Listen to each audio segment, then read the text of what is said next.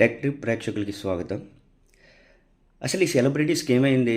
మొన్న రాజమౌళి గారు అయిపోయారు. ఈరోజు యాంకర్ శివజ్యోతి. దేవుడి పట్ల ఎందుకు ఇలా ప్రవర్తిస్తున్నారు?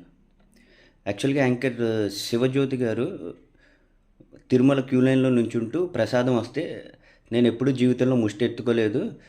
అమ్మయ్య ప్రసాదం వచ్చింది, ఫస్ట్ టైం ప్రసాదం ముష్టి కింద తీసుకుంటున్నాను, ప్లస్ ఈ ముష్టి ప్రసాదం చాలా బాగుంది అని వెకిలి నవ్వులు నవ్వుతా, పక్కనున్న భర్త మీద పడతా, ఆ పక్కన ఇంకొక ఆయన ఎవరన్నా ఆయన మీద పడతా, క్యూ లైన్లో తిరుపతిలో ఈ వెకిలి చేష్టలు చేశారు.